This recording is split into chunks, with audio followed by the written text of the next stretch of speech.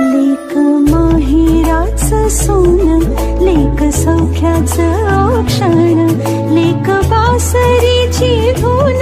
लेक अंगणी पैंजण, लेक चैतन्याचे रूप, लेक अल्लड चांदण, लेक रंगांचं शिंपण, लेक गंध हवामान, लेक परक्याचे धन, बाबा तुटतो आतून, आला गोठलेला क्षण, शुभ मंगल कन्यादान,